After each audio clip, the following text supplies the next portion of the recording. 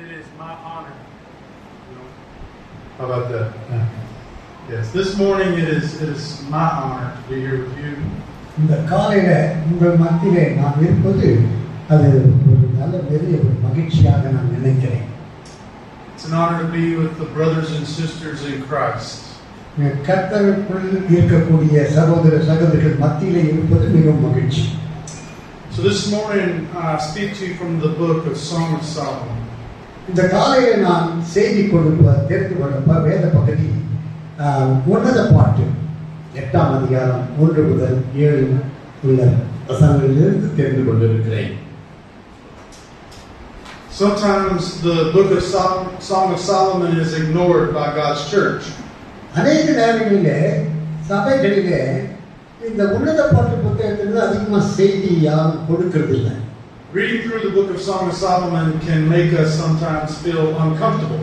அந்த உன்னத பாட்டு புத்தகத்தை முழுதும் நாம் வாசிக்கும் போது அது நமக்கு சரியா புரிய மாட்டேது, வசதியாகவே இல்லை.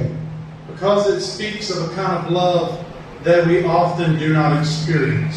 அங்க நம்ம அதே ஏனென்றால் அதுல சொல்லப்படுகிற அது காதல் பட்ட அன்பு பற்றி இருக்கக்கூடிய அந்த காரியங்கள் நமக்கு புரியாத வகையில் இருக்கிறது.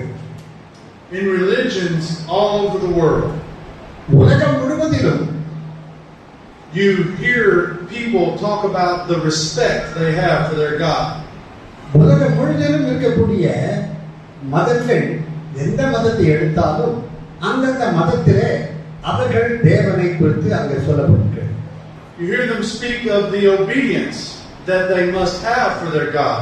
அவர்கள் தேவனுக்கு அவர்கள் கீழ்ப்படிய வேண்டும் என்ற காரியத்தை எந்த மதத்திலும் அது சொல்லி இருக்கிறது. You often hear even about the benevolence of their God. அதாவது அந்த அநேக வேதங்களிலே தேவனுக்கு நேராக நிகராக வாழக்கூடிய ஒரு வாழ்க்கை குறித்து அது சொல்லப்பட்டிருக்கிறது. But only in the Christian life do you hear about the deep and abiding love for your God. ஆனால் கிறிஸ்தவ மார்க்கத்திலே தேவன் உண்மையான ஒரு அன்பை அடிப்படையிலே நாம் வாழ வேண்டும், அதை குறித்து நாம் வாசிக்கிறோம். In Deuteronomy chapter 6 and verse number 4. என்னாகும் 6ஆம் அதிகாரம் 4ஆம் வசனம் இவ்வாறாக கூறுகிறது. This passage is referred to as the Old Testament Shema. பழைய ஏற்பாட்டிலே அது Shema it's a traditional Jewish prayer. அங்க அதாவது யூதர்கள் செய்யக்கூடிய ஒரு ஜெபத்தை குறித்ததாக இருக்கிறது. This verse tells us, "Hear, O Israel, the Lord our God is one." இந்த வசனங்களிலே இந்த பகுதியிலே என்ன சொல்லி இருக்கிறது?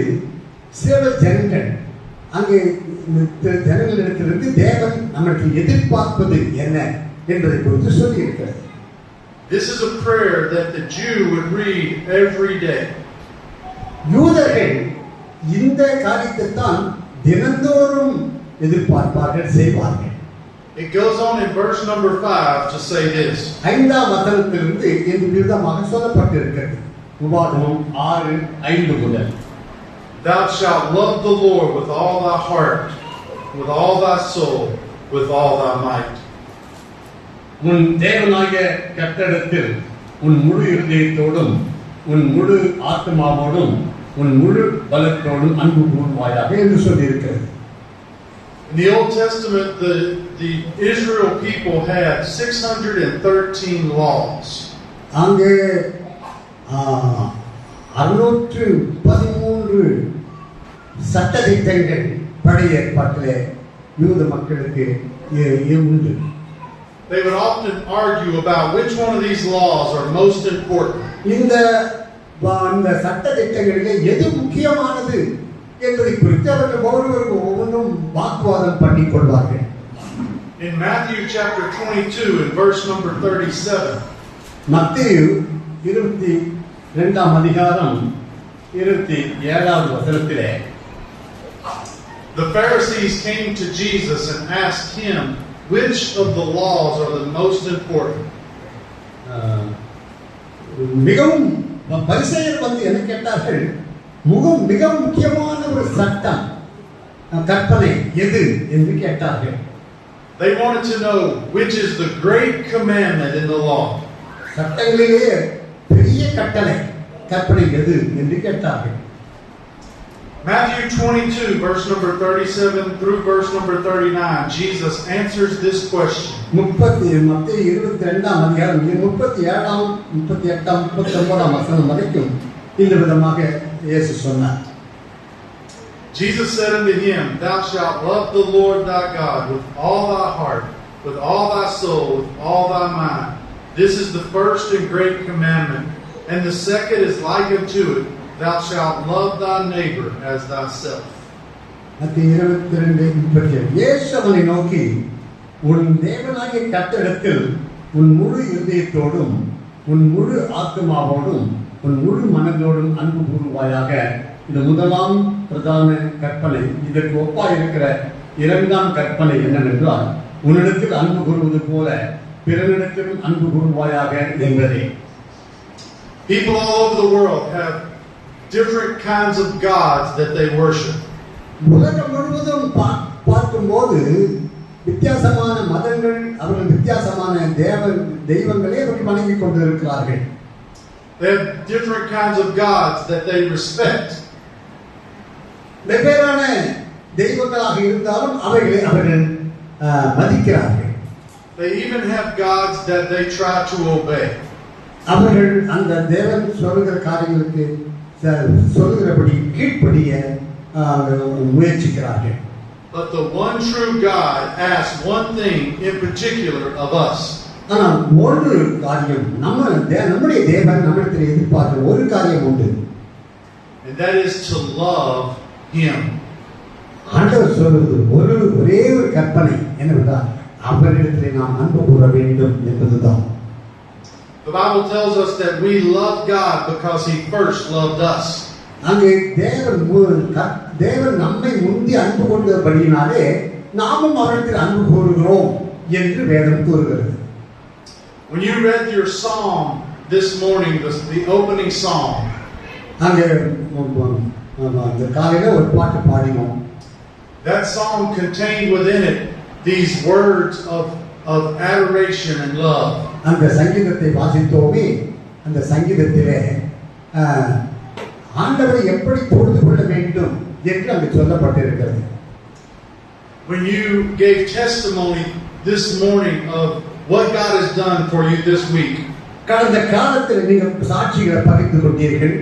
அது என்னதுன்னு கேட்டார். நான் சொன்னேன், இந்த மாதிரி கடந்த வாரத்தில் கர்த்தர் எப்படி அவங்க அற்புதமாக நடத்தினார் என்பதை சாட்சியாக சொல்லுகிறார்கள் என்று சொல்லிக்கிறேன். அதைத்தான் சொல்றார். கடந்த வாரத்தில் கர்த்தர் எப்படி உங்களை அற்புதமாக நடத்தினார் என்பதை சாட்சி சொன்னீர்கள். These were testimonies of relationship and love. இது ஆண்டவரோடு கூட இருக்கக்கூடிய ஒரு தொடர்பு, அன்பு, இதை குறித்ததான ஒரு சாட்சி. In the book of Song of Solomon, we see a story about a couple. அங்கே அந்த சாலமோன் எழுதின இந்த உன்னத பாட்டு இந்த அன்பை குறித்து தான் சொல்லி இருக்கிறது. We see the story of this couple in their engagement, in their marriage, and in their life. அங்கே மணவாளன் மணவாட்டி அவர்கள் நிச்சயம் செய்வது, அதன் பிறகு திருமணம் செய்து கொள்வது, இப்படிப்பட்ட காரியங்களை குறித்து அங்கே எழுதப்பட்டு இருக்கிறது. This passage reminds us of the love and the kind of love that we should have for our God. இப்படிப்பட்ட ஒரு அன்பைத்தான் நாமும் நம்முடைய தேவனை குறித்து இருக்க வேண்டும் என்று சொல்லி இருக்கிறது. I want to point out some attributes of this kind of love. இப்படிப்பட்ட ஒரு அன்பை குறித்து தான் இந்த காலையில் உங்கள் மத்தியில் நான் பகிர்ந்து கொள்ள வேண்டும் என்று விரும்புகிறேன். Attributes that are unique to the one true God of heaven and earth. நம் வானத்தையும் பூமி உண்டாக்கின மெய்யான ஒரே தேவனுக்கு இருக்கக்கூடிய தெய்வீக குணாதிசயங்களை குறித்து தான் நான் பகிர்ந்து கொள்ள விரும்புகிறேன். Song of Solomon chapter 8 and verse number 5. உன்னத பாட்டு புத்தகத்திலே 8ஆம் அதிகாரம் 5ஆம் வசனம் இவ்வாறாக கூறுகிறது. Who is this that cometh from the wilderness, leaning upon her beloved. I raised thee up under the apple tree. There my mother brought thee forth. There she brought thee forth that bare thee. இங்கே 5ஆம் வசனம், உன்னத பாட்டு 8:5. தன் நேசமேல் சார்ந்து கொண்டு வனாந்திரத்திலிருந்து வருகிற இவன் யார், இவள் யார்? கிச்சிலி மரத்தின் கீழ் உம்மை எழுப்பினேன். அங்கே உமது தாய் உம்மை பெற்றாள். அங்கே உம்மை பெற்றவள் வேதனைப்பட்டு உம்மை பெற்றாள். Look, if you would, at Song of Solomon 1:9 and 10. அங்கே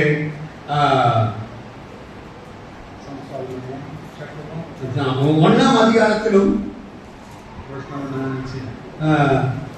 9ஆம் 10ஆம் வசனத்தில் இப்படியாக சொல்லப்பட்டிருக்கிறது. உன்னத பாட்டு 1:9-10.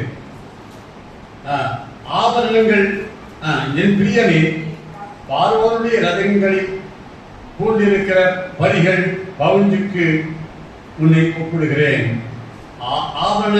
ஆபரணாதிகள் பூண்ட உன் கன்னங்களும் ஆரங்கள் பூண்ட உன் கழுத்தும் அழகாய் இருக்கிறது. Also read verse number 15. அதிலே 15ஆம் வசனத்தையும் என் பிரியனே, நீ ரூபவதி, நீ ரூபவதி, உன் கண்கள் புறா கண்கள். One of the things that are unique about love. இதுல ஒரு காரியத்தை நீங்கள் புரிந்து கொள்ள வேண்டும். அன்பை குறித்து சொல்லப்பட்டிருக்கிறது. The love described in the book of Song of Solomon. இங்கே உன்னத பாட்டின் புத்தகத்திலே அங்கே தேவனுடைய அன்பு எப்படிப்பட்ட அன்பு என்பதை விளக்கி சொல்லி இருக்கிறது. Is the attraction that this couple have for one another. இந்த மணவாளன் மணவாட்டி ஒருவரைக்கொருவர் கவர்ச்சிக்கக்கூடிய எடுத்துக்கொள்ளக்கூடிய ஒரு அன்பை குறித்து சொல்லப்பட்டிருக்கிறது. I would ask you this morning, what is your view of God? இந்த காலையில் உங்களை பார்த்து நான் ஒரு கேள்வி கேட்கிறேன். நம்முடைய தேவனை குறித்து நீங்கள் எந்த அளவு அன்பு வைத்திருக்கிறீர்கள்? Are you attracted to God? நீங்கள் நம்முடைய தேவனிடத்திலே அப்படியே கவர்ச்சிக்கப்பட்டிருக்கிறீர்களா? Do we see him today as beautiful? அவரை ஒரு அழகானவராக நாம் காண்கிறோமா? Do we see a relationship with him as attractive? நாம் அவரோடு கூட அங்கே கவர்ச்சிக்கப்பட்டு அன்பாக நாம் இருக்கிறோமா? Song of Solomon 6 verse number 4. அங்கே உன்னத பாட்டு புத்தகம் 6ஆம் அதிகாரம் 4ஆம் வசனம் இவ்வாறாக கூறுகிறது.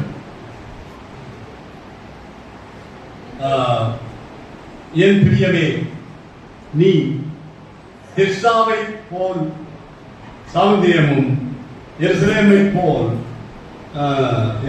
வடிவமும் கொடிகள் பறக்கும் படையை போல் கெடியுமானவள். This verse says you are beautiful. இந்த வசனத்தில் என்ன சொல்லியிருக்கிறது?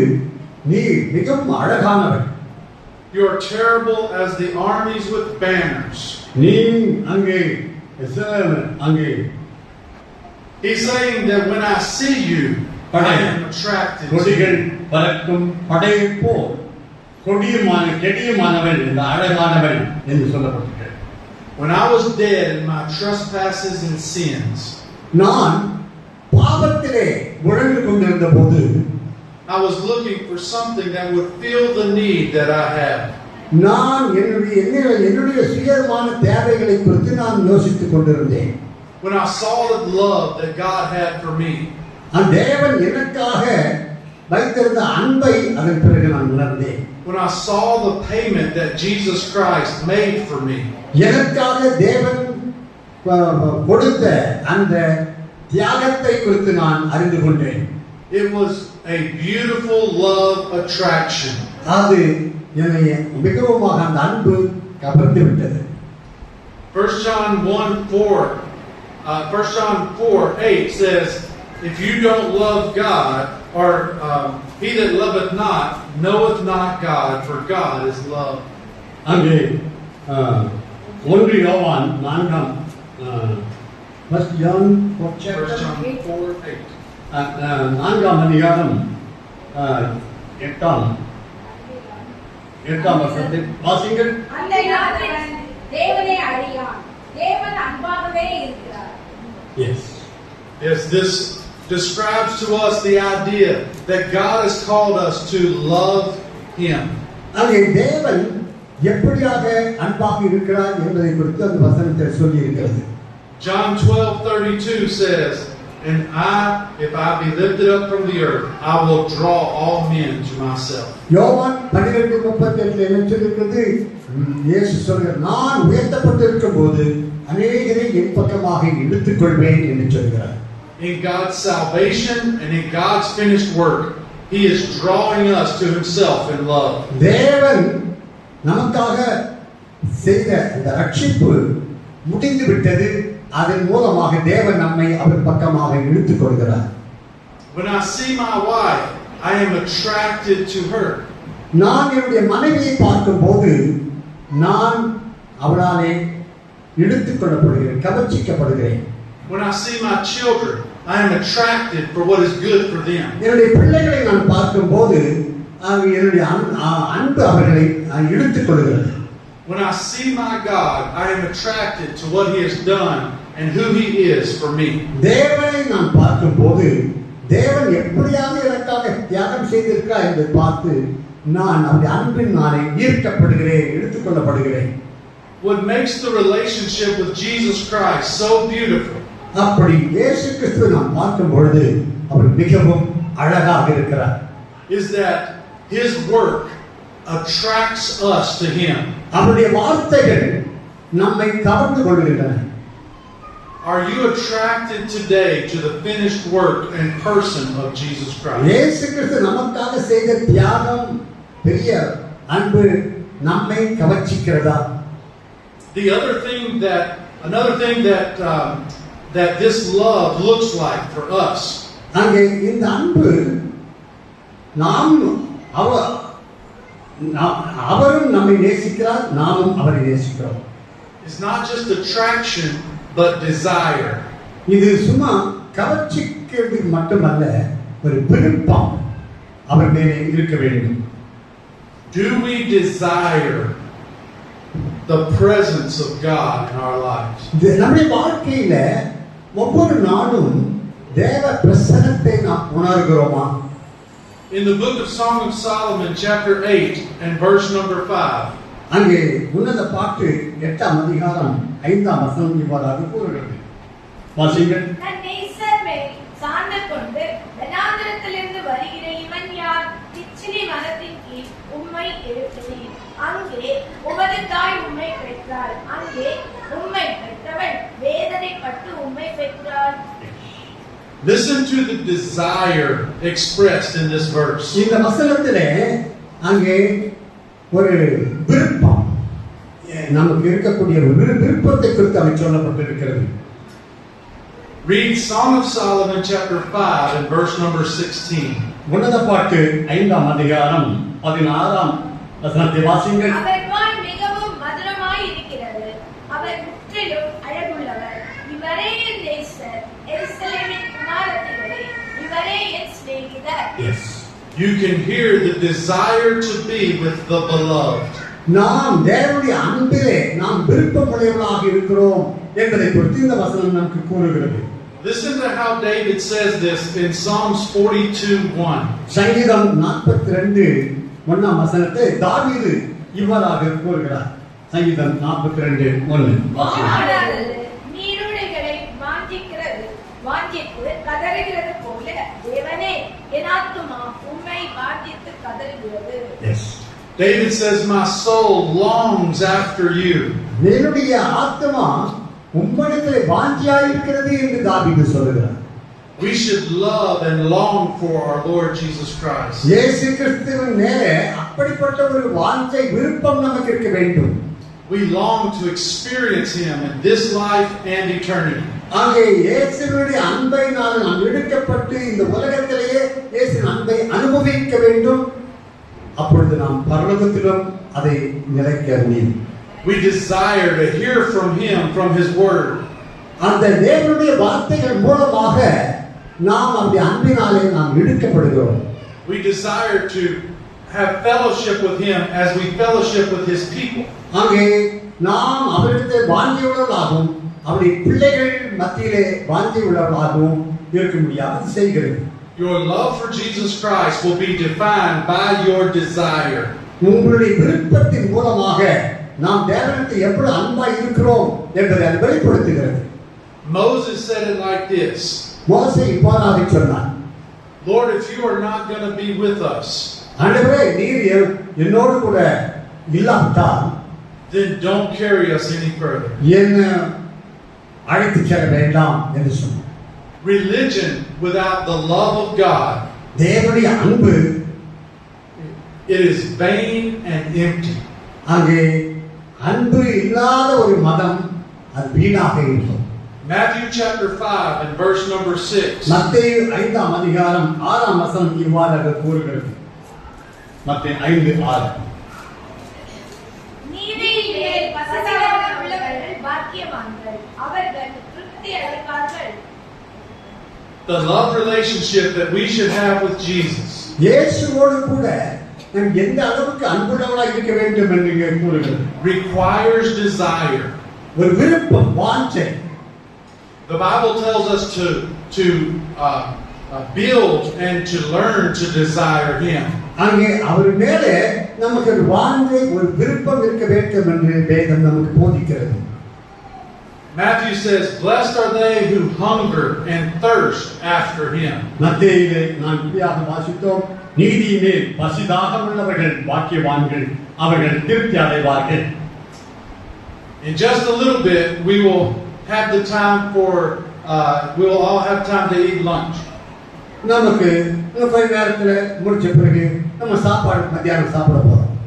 We desire during the day at different times to eat.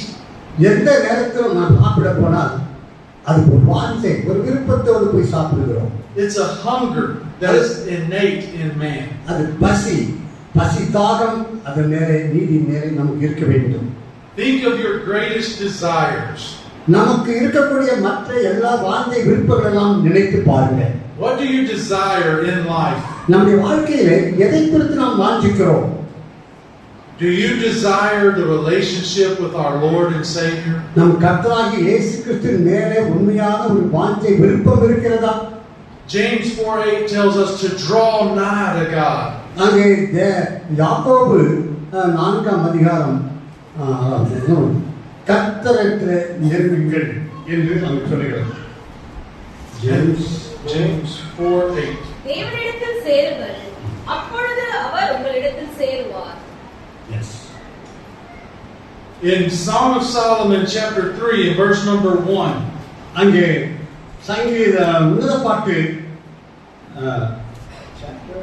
Song of Solomon chapter 3 and verse number 1. 3ஆம் அதிகாரம் 1. ராக்காலங்களில் 1ஆம் வசனம். ராக்காலங்களில் என் படுக்கையிலே என் ஆத்தும நேசரை தேடினேன், தேடியும் நான் அவரை காணவில்லை. Yes. So not only does our love for God look like attraction to Him, அங்கே தேவனுடைய அன்பு மட்டுமல்ல, நம் அன்பினாலே இழுக்கப்படுகிறோம். and desire for Him, அவருக்காக நாம் வாஞ்சியுள்ளவர்களாக இருக்கிறோம். but it also looks like pursuit of Him. அவரோடு போல அவருக்கு பொருத்தமாக நாம் நம்மை ஆக்கிக்கொள்ள வேண்டும். When I first got married to my wife 37 years ago, 37 வருஷத்துக்கு முன்பாக எனக்கு கல்யாணம் ஆனது. I did not love her then like I love her now. அப்போ இருந்த அன்பு இப்போ இல்லை. We learned to love one another more and more as our relationship grew. நாம் அப்படி ஐக்கியம் கொள்ளும் போது நாளுக்கு நாள் நம்முடைய அன்பு வளர்ந்து கொண்டே இருக்க வேண்டும். I came to understand what she loved and what she desired. என்ன அவள் வாஞ்சையா இருக்கிறாள், என்ன விருப்பமுடையவளாய் இருக்கிறாள் என்பதை நாம் அறிந்து கொள்ள வேண்டும். She also learned what I love and what I desire. நான் என்ன விருப்பமுடையவளாய் இருக்கிறேன் என்று அவளும் புரிந்து கொள்ள வேண்டும். But often we do not do the same with our God. அநேக நேரங்களிலே தேவனிடத்தில் நாம் இப்படியாக செய்வதில்லை. We are called to pursue after Him. நாம் அவரோடு கூட நெருங்கி வாழ வேண்டும் என்று விரும்புகிறோம். to learn what He loves and what He desires. அவர் என்ன விரும்புகிறார், அவர் என்ன வாஞ்சியா இருக்கிறார் என்பதை நாம் அறிந்து கொள்ள வேண்டும். That we might please Him and know Him more and more. நான் அவர் என்னிடத்தில் என்ன திருப்தி உள்ளவராய் இருக்கிறாரா, அவரை பற்றி இன்னும் நான் என்ன அறிந்து கொள்ள வேண்டும் என்பது நாம் வாஞ்சி உள்ளவராக இருக்க வேண்டும். Look at this concept in Matthew 6 and verse number 33. மத்தேயு 6ஆம் அதிகாரம் Matthew 6 33ஆம் வசனம்.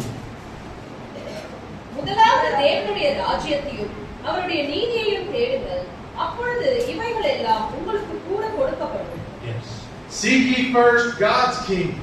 தேவனுடைய ராஜ்யத்தை முதலாவது தேடுங்கள். Pursue after Him. அவரிடத்தில் வாஞ்சியாய் விருப்பமாய் இருங்கள். But think about how much of our life is designed to seek after ourselves. நாம் நம்மை குறித்து எவ்வளவு வாஞ்சி உள்ளவராக இருக்கிறோம்.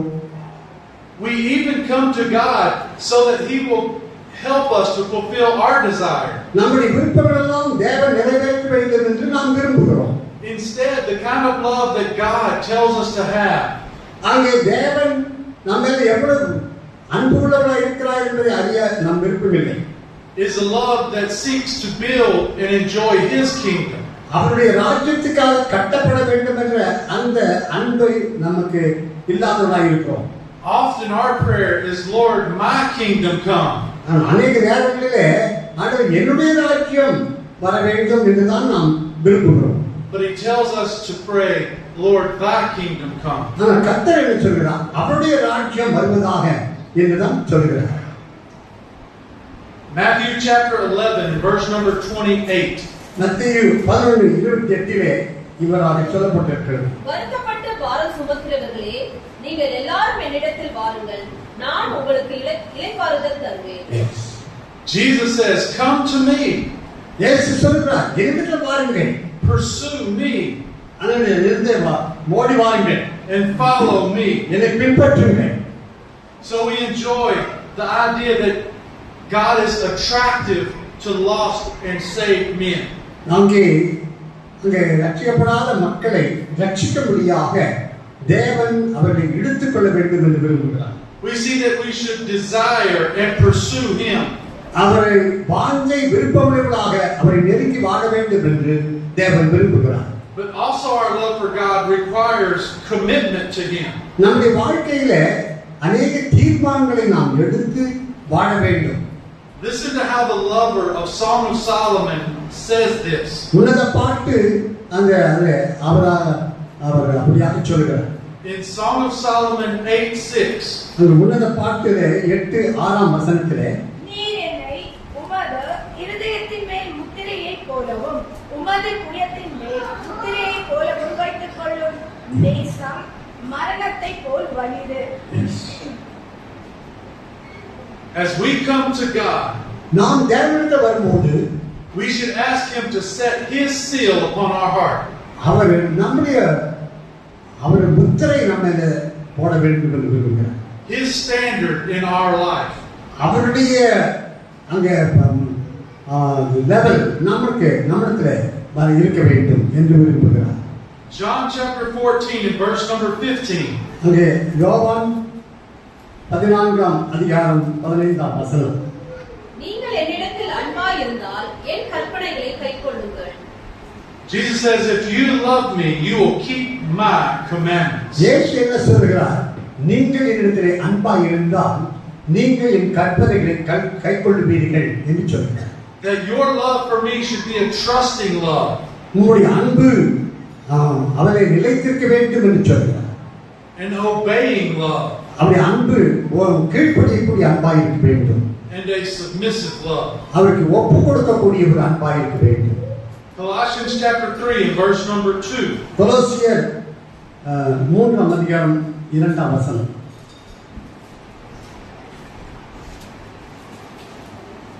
பூமியில் உள்ளவர்கள் அல்ல, மேலானவர்களையே நாடுங்கள்.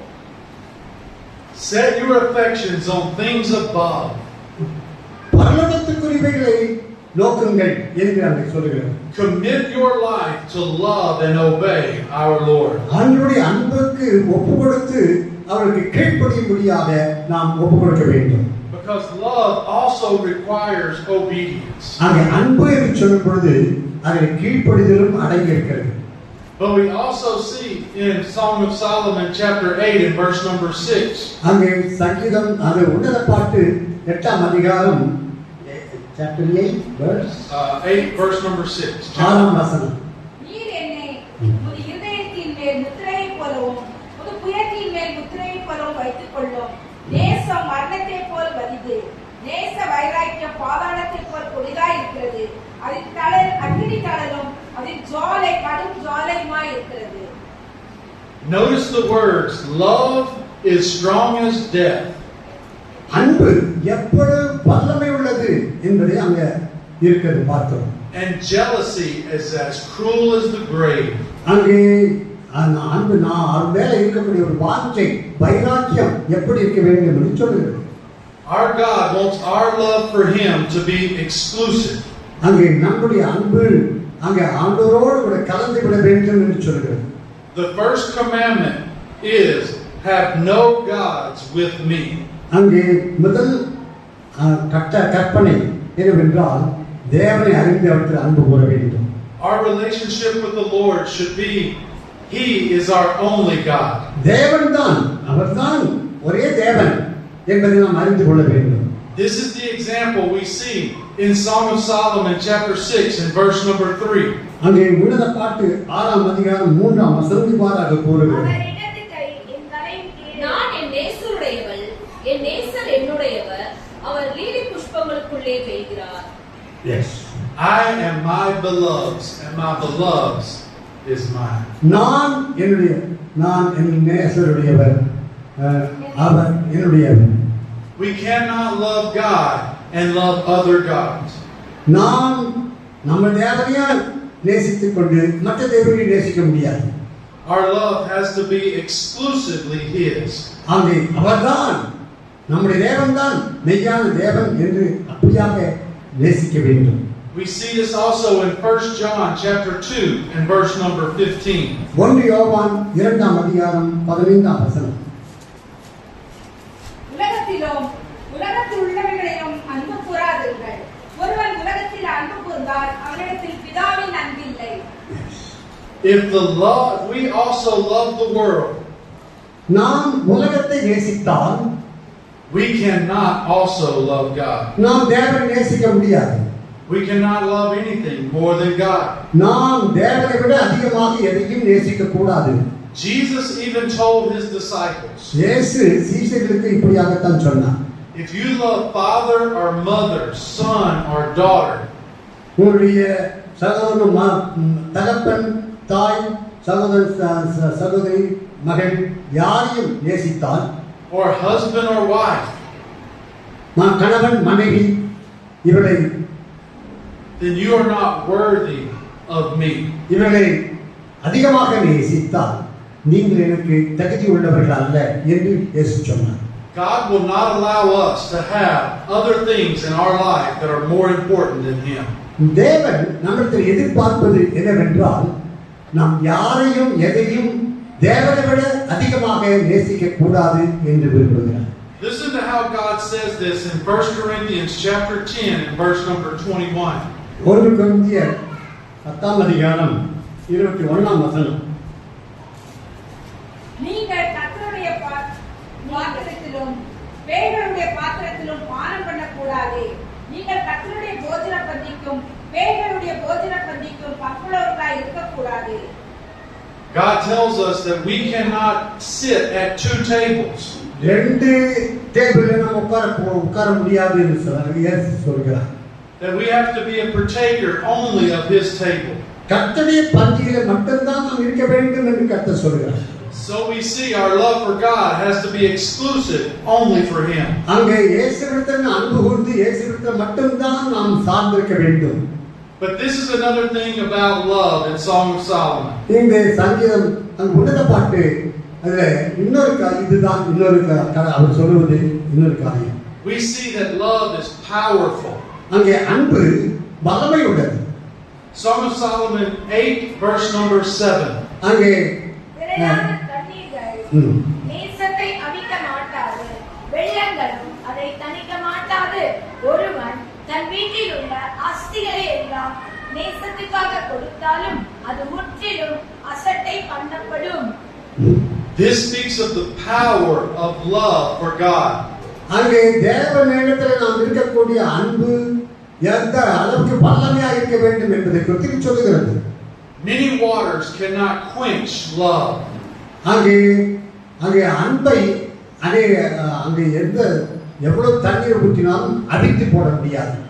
Floods cannot drown it. எவ்வளவு வெள்ளம் வந்தாலும் அன்பு முழுகி போகாது. Look at Song of Solomon 2:2. அங்கே அதைத்தான் உன்னத பாட்டு புத்தகத்தில் நாம் காண்கிறோம். முள்ளுக்குள்ளே லீலி புஷ்பம் எப்படி இருக்கிறதோ அப்படியே குமாரத்திகளுள்ளே எனக்கு பிரியமானவளும் இருக்கிறாள். So one of the things I love about coming to India, இந்த இந்தியாவுக்கு நான் வந்ததுடைய நோக்கங்களில் ஒன்று என்னவென்றால் is the fresh fruit. அங்கே நல்ல பழங்கள் இங்கே இருக்கின்றன. And the flowers, there are always flowers when I come to India. நல்ல மலர்கள் பூக்கள் இங்கே இருக்கின்றன. The Bible speaks of our love for God. நம்முடைய தேவன் என்ன சொல்கிறது? நாம் நம்முடைய அன்பு தேவனுக்கு எப்படி இருக்க வேண்டும்? This love that God has commanded us to have. இப்படிப்பட்ட ஒரு அன்பு நாம் நம்மிடத்தில் இருக்க வேண்டும் என்று தேவன் விரும்புகிறார். He used the example of a flower among the thorns. அங்கே முட்களுக்குள்ளே இருக்கக்கூடிய பூக்களைப் போல நாம் இருக்க வேண்டும் என்று வேதம் கூறுகிறது. What do thorns and weeds do to flowers? அங்கே முட்கள் பூக்களுக்கு என்ன செய்கின்றன? They choke them out. அது அப்படியே குத்தி போடுகிறது. Where they cannot grow. வளர முடியாது. But our love for God should be as a flower that grows in spite of the thorns of this world.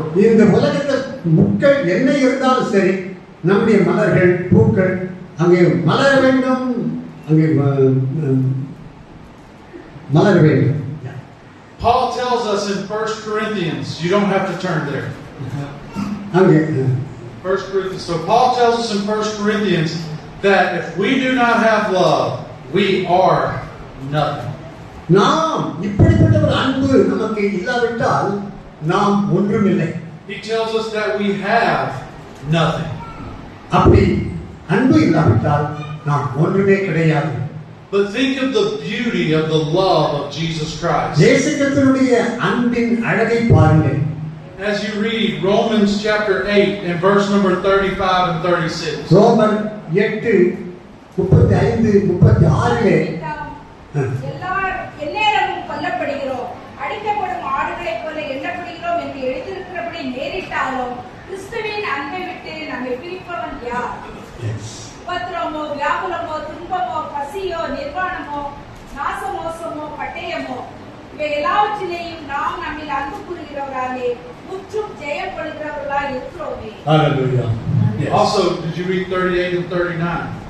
மரணமானாலும் ஜீவனானாலும் தேவதூதர்களானாலும் அதிகாரங்களானாலும் வல்லமைகளானாலும் நிகழ்காரியங்களானாலும் வருகாரியங்களானாலும் உயர்வானாலும் தாழ்வானாலும் வேறெந்த சிருஷ்டியானாலும் நம்முடைய கர்த்தராகிய கிறிஸ்து இயேசுவின் மேலுள்ள தேவனுடைய அன்பை விட்டு நம்மை பிரிக்க மாட்டாது என்று நிச்சயித்திருக்கிறேன். Yes. How powerful is the love of God for us? தேவன் நம்மேல வைத்த அன்பு எவ்வளவு வல்லமை உள்ளது என்று பாருங்கள்.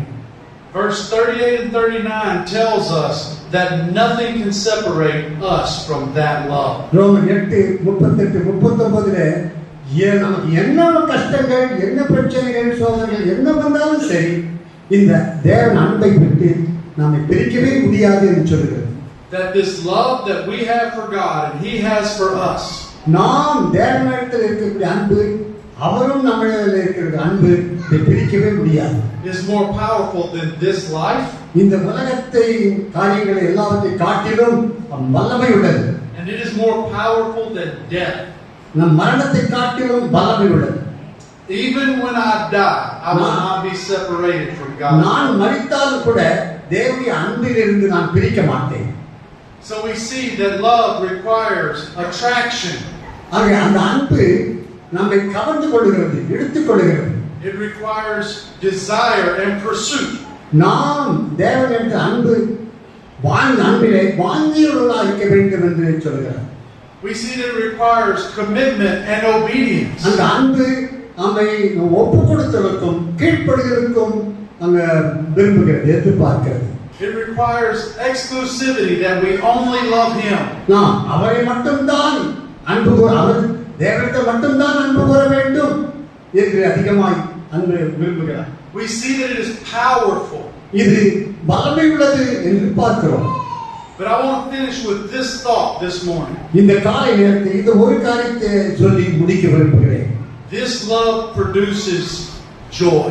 இந்த அன்பு நமக்கு சந்தோஷத்தை கொடுக்கிறது. So in the States, we do marriages a little bit different ways. அமெரிக்காவிலே கல்யாணம் ஒரு வித்தியாசமாக நடக்கின்றது. I was driving with Dr. P and his wife. நான் பாத்திரமா எல்லாம் ஓட்டிட்டு போனோம் கார் அமெரிக்காவில். And we passed the wedding hall. அங்கே கல்யாண ஹாலில் போனோம். I was surprised at the size of the wedding hall. Here are you now? Here. இங்கே அங்கே ஜனக்கூட்டம் நிறைய இருந்ததை பார்த்து நான் ஆச்சரியப்பட்டார். There were lots and lots of people. ஏராளமான ஜனங்கள் இங்கே இருந்தார்கள். They just did a wedding at my church yesterday. நேற்று எங்க சபையில ஒரு கல்யாணம் நடந்தது. There were about 40 people there. 40 பேர் தான் இருந்தாங்க. But when I see the weddings here, there are people, they're celebrating, there is joy. அங்கே கல்யாணம் என்றால் நீங்கள் அதை கொண்டாடுகிறீர்கள். Even in the States, there is joy in the wedding. அமெரிக்காவிலும் சந்தோஷம் கொண்டாடுறாங்க. But the Bible calls you and I the bride of Christ. அங்கே வேதம் கூறுகிறது நீயும் நானும் மணவாளன் மணவாட்டியாக இருக்கிறோம். The Bible says when one person becomes that bride, enters into God's family. அங்கே தேவனுடைய குடும்பத்தில் ஒரு மனிதன் கர்த்தருக்குள்ளாக வரும்போது that there is great rejoicing in heaven. பரலோகத்தில் மிகுந்த சந்தோஷம் உண்டாயிருக்கும் என்று இயேசு சொன்னார். Our love for the Lord should produce love in our life. நம்முடைய வாழ்க்கையிலே அன்பை வெளிப்படுத்த வேண்டும். Notice what it says in Song of Solomon chapter 8 and verse number 7. முதல் பாட்டு 8ஆம் அதிகாரம் 7ஆம் வசனம் இவ்வாறாக கூறுகிறது. திரளான தண்ணீர்கள் தேசத்தை அழிக்க மாட்டாது, வெள்ளங்களும் அதை தணிக்க மாட்டாது. ஒருவன் தன் வீட்டில் உள்ள ஆசிகளை எல்லாம் தேசத்துக்காக கொடுத்தாலும் அது முற்றிலும் அசத்தை காணப்படும். The picture here is that if someone were to offer me everything they had, அங்கே ஒருவன் தன்னிடத்தில் இருக்க எல்லாவற்றையும் கொடுத்தாலும் சரி, they would offer me all the riches that I desire. நான் விரும்புகிற எல்லாவற்றையும் ஒருவன் கொடுத்தாலும் சரி, it wouldn't be enough to get me to trade my love for God. நான் தேவனோடு இருக்கக்கூடிய ஒரு அன்புக்கு ஈடாக அது மாறாது. We see this in Song of Solomon chapter 7 and verse number 10. அங்கே உன்னத பாட்டு நான் என் நேசருடையவள், அவர் பிரியம் என்மேல் இருக்கிறது. Psalms chapter 16 and verse number 11. Psalms 16:11. ஜீவ மார்க்கத்தை எனக்கு தெரியப்படுத்துவீர், உம்முடைய சமூகத்தில் பரிபூர்ண ஆனந்தமும் உம்முடைய வலது பாரிசத்தில் நித்திய பேரின்பமும் உண்டு. Yes. This verse tells us that in God's presence there is fullness of joy. அங்கே தேவனுடைய சமூகத்திலே அங்கே மிகுந்த சந்தோஷம் உண்டாயிருக்கும் என்று சொல்கிறது. When I see someone who says they know the Lord, அங்கே சிலர் இப்படியாக சொல்றாங்க, நான் கர்த்தரை நேசிக்கிறேன், நான் கர்த்தரை அறிந்திருக்கிறேன் என்று சொல்கிறார்கள். and that they love the Lord, நான் அவர்கள் கர்த்தரை அன்பாயிருக்கிறோம் என்று சொல்கிறார்கள். and they don't have joy, ஆனால் அன்பு சந்தோஷம் இல்லை.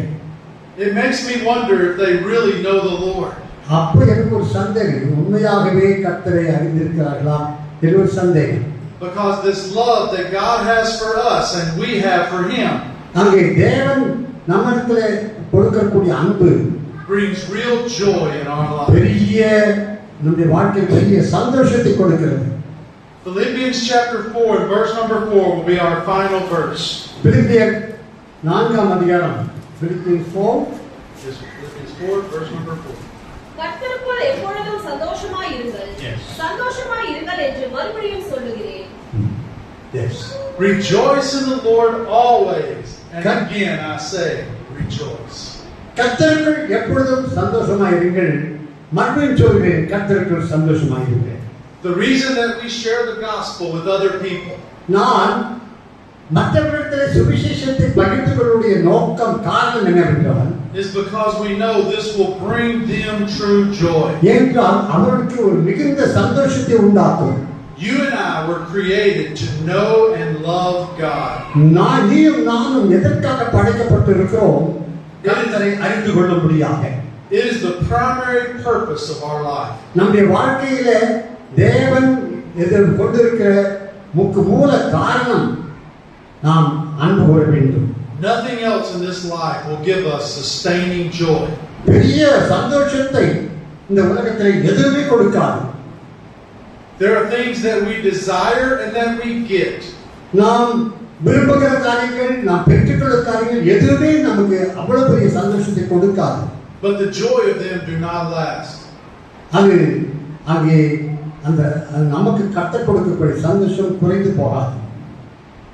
Last night I ate supper with this family. இங்கே பாஸ்டர் வீட்டில் நாங்கள் சாப்பாடு சாப்பிட்டோம். It brought me enjoyment and joy. அது ரொம்ப சந்தோஷமா இருந்தது, நல்லா இருந்தது.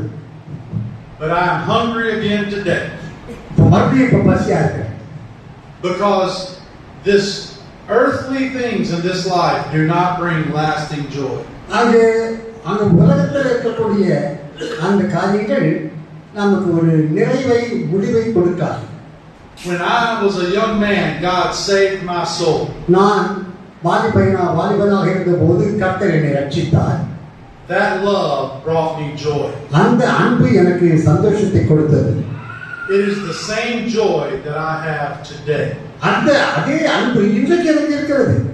It is the same joy I'll have when I die. நான் மரித்தாலும் அந்த அன்பு அப்படியே இருக்கும். And it is the same சந்தோஷம். It is the same joy I'll have for eternity.